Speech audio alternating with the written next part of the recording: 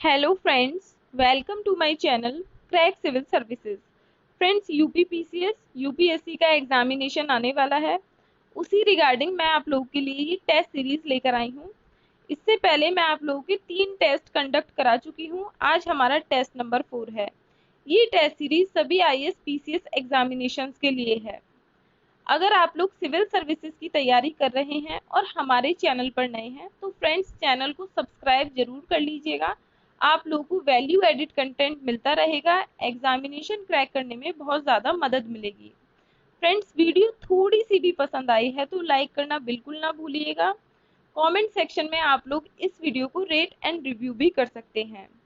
आप लोग मेरे साथ ये टेस्ट सीरीज सॉल्व करते जाइए और कमेंट करके आप लोग अपना अपना स्कोर मुझे ज़रूर बताइए, जिससे कि मुझे भी आप लोगों के लेवल ऑफ प्रिपरेशन पता चलता रहेगा और उसी हिसाब से मैं आप लोगों के लिए टेस्ट सीरीज लेकर आती रहूंगी। तो स्टार्ट करते हैं। फ्रेंड्स, स्टार्ट करने से पहले आप लोग एक बार मेरे बारे में देख लीजिए। मेरा सिलेक्शन वर्क ऑफिसर की पोस्ट पर हुआ है यूपीपीसीएस 2017 वाले एग्जामिनेशन में। मैं एक online content writer end developer भी हूँ। मैं एडुकेटर भी हूँ अनअकैडमी पर। उसके अलावा मैंने कई एग्जामिनेशंस क्लियर कर लिए हैं। मेरा मोटिव यही रहता है कि आप लोग मेरे एक्सपीरियंसेस से लर्न कर सकें और इस प्लेटफॉर्म के थ्रू मैं आप लोगों को वैल्यू एडिट कंटेंट प्रोवाइड करा सकूं, जो कि आप लोगों के एग्जामिनेशन पॉइंट ऑफ व्यू से बहुत ज़्यादा इंपॉर्टेंट है। फ्रेंड्स, अगर आप लोगों को इस वीडियो लेक्चर की पीडीएफ चाहिए तो आप लोग हमारा टेलीग्राम चैनल ज्वाइन कर सकते हैं। टेलीग्राम चैनल का लिंक मैंने डिस्क्रिप्शन बॉक्स में ऊपर ही प्रोवाइड करा दिया है। टेलीग्राम चैनल पर हम जो भी कंटेंट पोस्ट करते हैं उसकी पीडीएफ भी पोस्ट करते हैं, तो आप लोग जरूर ज्वाइन कर लीजिएगा।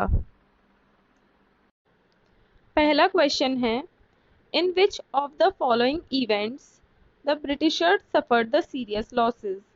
इनमें से कौन सी घटनाओं में ब्रिटिशर्स का भारी नुकसान हुआ and their defeat became a motivation for 1857 revolt. और जो उनकी हार है वो 1857 की क्रांति के लिए एक मोटिवेशन बना। उनकी हार ने 1857 की क्रांति को बढ़ावा दिया। तो आप लोगों के सामने 4 इवेंट्स हैं, चारों में से आप लोगों को सेलेक्ट करना है। पहला इवेंट है अमेरिकन रिवॉल्यूशन, दूसरा है फर्स्ट अफगान वॉर, तीसरा है क्रीमियन वॉर और चौथा है बोर वॉर्स। तो आप लोगों को सही आंसर बताना है। आप लोगों के सामने 4 ऑप्शंस हैं, जल्दी से बताइएगा। अगर आप लोगों को चारों इवेंट्स के ईयर याद हैं तो आप लोग इस क्वेश्चन को इजीली कर पाएंगे। तो पहला इवेंट है अमेरिकन रिवॉल्यूशन। आप लोगों को पता है अमेरिकन रिवॉल्यूशन कब हुआ था? 1783 में। तो इसका 1857 की क्रांति से कोई लेना देना नहीं है, तो पहला इवेंट रॉन्ग हो जाएगा। दूसरा इवेंट देखते हैं, first Afghan war. First Afghan war कब हुई थी? 1839। 1839 से लेकर 1842 तक चली थी। तो देखिए, फर्स्ट अफगान वॉर बहुत बड़ा मोटिवेशन बनी थी 1857 की क्रांति के लिए। इसमें ब्रिटिश आर्मी पूरी तरीके से पेरिश हो गई थी, खत्म हो गई थी। सिर्फ 1% बचा था। तो इंडियंस को क्या लगा कि अगर हम भी मिलकर लड़ेंगे तो हम भी इसी तरीके से ब्रिटिशर्स को हरा सकते हैं। तो इवेंट 2 सही हो जाएगा। अब देखते हैं event 3, Crimean war. Crimean war कब हुई थी? 1857 की क्रांति से जस्ट पहले, 1855 से लेकर 1856 तक। तो फ्रेंड्स, क्रीमियन वॉर भी 1857 की क्रांति के लिए एक मोटिवेशन बनी थी। बोर वॉर, बोर वॉर कब हुई थी? तो फ्रेंड्स, बोर वॉर हुई थी 1857 की क्रांति के बाद में, 1899 से लेकर 1902 तक। जो हमारी बोर वॉर है ये स्वदेशी मूवमेंट के लिए एक मोटिवेशन रही थी, ना कि 1857 की क्रांति के लिए। तो इवेंट 4 भी गलत हो जाएगा। इस क्वेश्चन का आंसर रहेगा option number B, 2 and 3 only. Afghan war, Crimean war, 2 and 3 only. Friends, यहाँ पर आप लोगों को क्वेश्चंस के एक्सप्लेनेशन देने में टाइम लग रहा है, लेकिन मेरी कोशिश यही है कि एक क्वेश्चन के थ्रू मैं आप लोगों के 4 से 5 कॉन्सेप्ट्स क्लियर कर दूं, जिससे कि अगर मैं आप लोग को 4 से 5 क्वेश्चन भी दे रही हूँ तो आप लोग के 20 से 25 कॉन्सेप्ट्स क्लियर हो जाएं।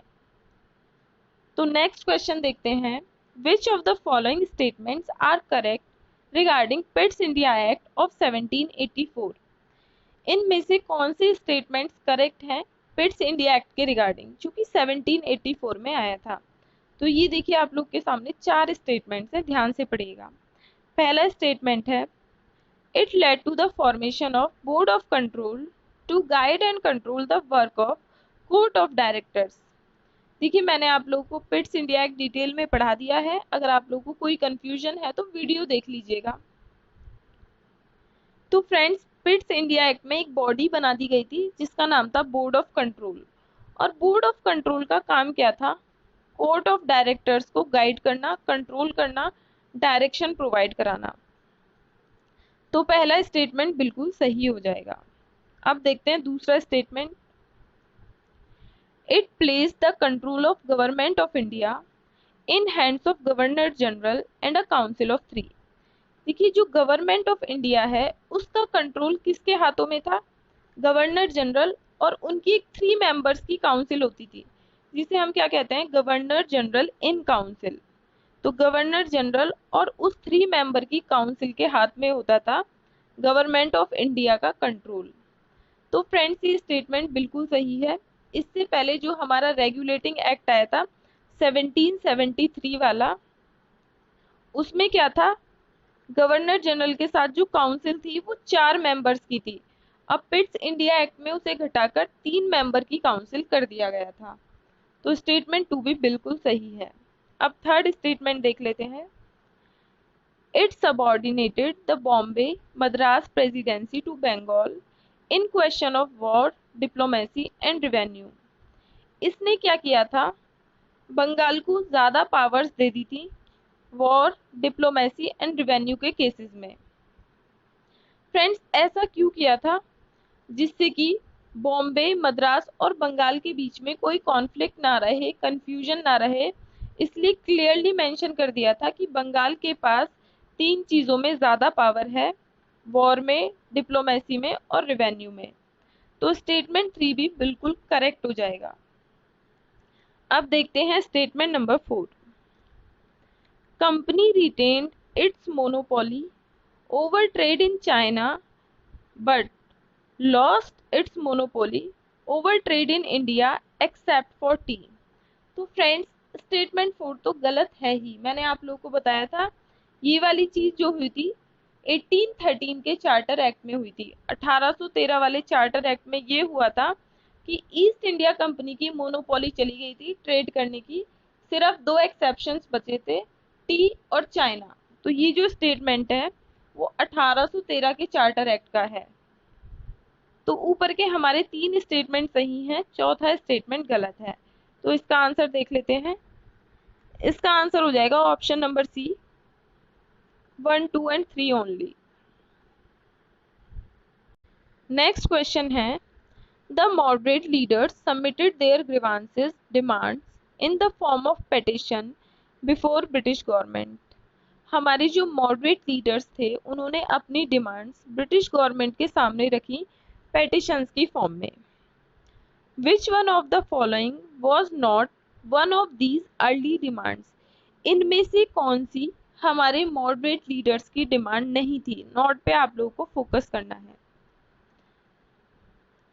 तो पहला स्टेटमेंट देखते हैं, increased participation of Indians in the legislative assembly. Moderate leaders चाहते थे कि इंडियंस का पार्टिसिपेशन बढ़े, इंडियंस की भागीदारी बढ़े लेजिस्लेटिव असेंबली में। तो मॉडरेट लीडर्स की ये डिमांड थी और हमें बताना है नॉट। तो पहला ऑप्शन इनकरेक्ट हो जाएगा। दूसरा ऑप्शन देखते हैं, इंडियनाइजेशन ऑफ सिविल सर्विसेज। ये भी हमारे मॉडरेट लीडर्स की एक डिमांड थी, वो चाहते थे सिविल सर्विसेज ज़्यादा रिस्पॉन्सिव बने और उनके ज़्यादा रिस्पॉन्सिव बनने के लिए उन पे इंडियंस का होना ज़रूरी है। तो ये मॉडरेट लीडर्स की डिमांड थी और हमें बताना है नॉट, तो ये भी इनकरेक्ट हो जाएगा। फ्रेंड्स, ये वाला मैंने आप लोगों को कवर करा रखा है। मैंने उन्हीं टॉपिक से भी क्वेश्चंस लिए हैं जो कवर करा रखे हैं। आप लोगों के ये क्वेश्चन सही होने चाहिए। ऑप्शन नंबर सी देखते हैं, provide education in vernacular language. Friends, ये मॉडरेट लीडर्स की डिमांड नहीं थी, क्योंकि ये ऑलरेडी वुड्स डिस्पैच में आ चुका था। तो इसलिए मॉडरेट लीडर्स इस बात की डिमांड क्यों करेंगे जो ऑलरेडी आ चुका है।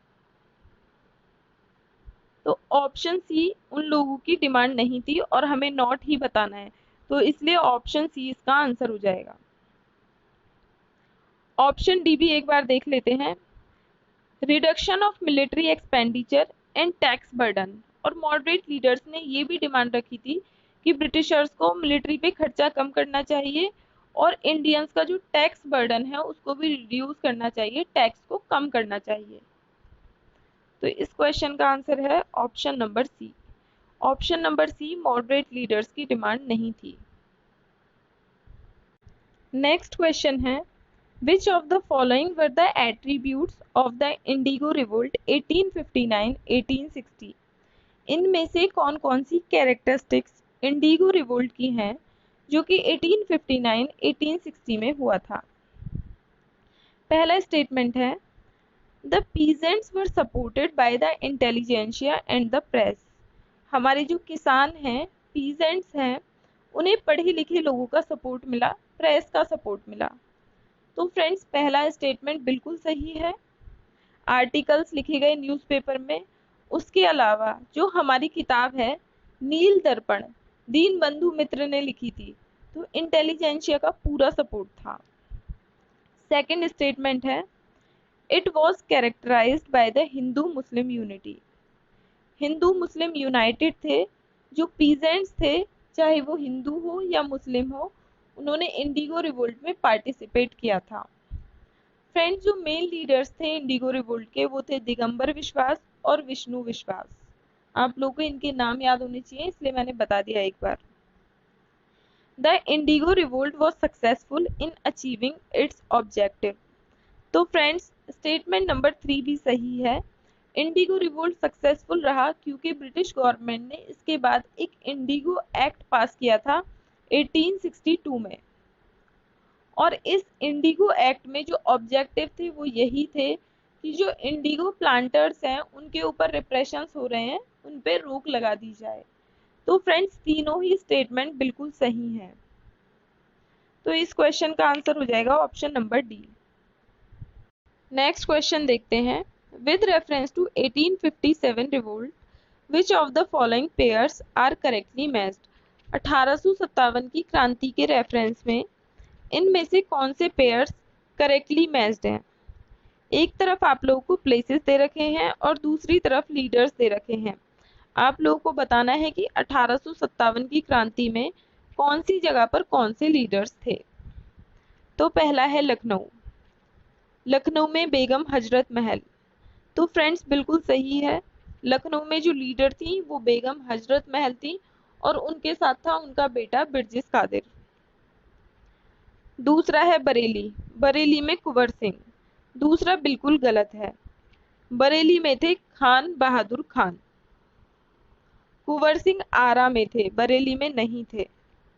तो दूसरा स्टेटमेंट गलत हो जाएगा। तीसरा देखते हैं फैजाबाद। फैजाबाद का दे रखा है अजीमुल्ला, ये भी गलत है। फैजाबाद में थे मौलवी अहमदुल्ला, तीसरा गलत हो जाएगा।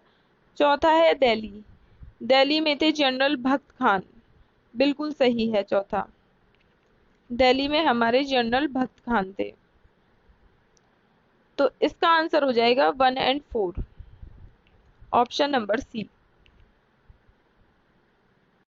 नेक्स्ट क्वेश्चन है, कंसिडर द फॉलोइंग स्टेटमेंट्स। आप लोग के सामने 3 स्टेटमेंट्स दिए हैं, इन्हें ध्यान से पढ़िए और फिर ये क्वेश्चन आंसर करना होगा। पहला स्टेटमेंट है, it defended the British empire from foreign rivals such as Dutch East India company army.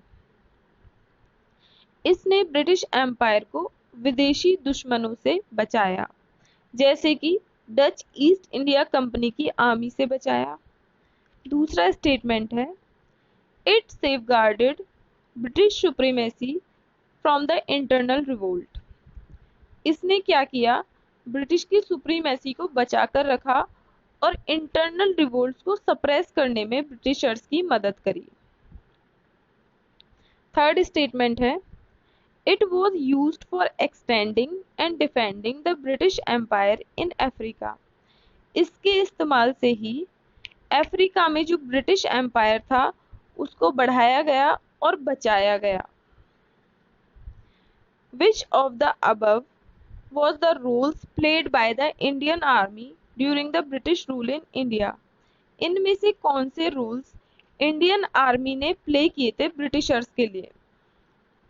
तो फ्रेंड्स, ये तीनों ही स्टेटमेंट बिल्कुल सही हैं। ब्रिटिश एम्पायर को फॉरेन राइवल से बचाया, ब्रिटिश सुप्रीमेसी को एस्टेब्लिश किया और अफ्रीका में ब्रिटिश एम्पायर को बढ़ाने में और बचाने में इंडियन आर्मी ने ब्रिटिशर्स की मदद करी। तो इसका आंसर हो जाएगा option number D, 1, 2, 3 only. Friends, ये थे आज के क्वेश्चंस। अगर आप लोगों को समझाने का तरीका अच्छा लगा है, क्वेश्चंस अच्छे लगे हैं, तो मुझे कमेंट करके बताइएगा। आप लोगों के कमेंट्स मुझे मोटिवेट करते हैं कि मैं आप लोगों के लिए और भी अच्छा कंटेंट लेकर आऊं और ज़्यादा अच्छे तरीके से आप लोगों को समझा पाऊं। फ्रेंड्स, वीडियो थोड़ी सी भी पसंद आई है तो लाइक ज़रूर कर दीजिएगा। कमेंट सेक्शन में अपना परफॉर्मेंस बताइएगा, क्वेश्चंस कैसे लगे बताइएगा। और फ्रेंड्स, अगर आप लोग इस वीडियो को शेयर करेंगे तो ज़्यादा से ज़्यादा लोगों का फ़ायदा होगा। जो लोग तैयारी कर रहे हैं वो लोग अच्छे से तैयारी कर पाएंगे। तो फ्रेंड्स, शेयर ज़रूर कीजिएगा। Thank you so much.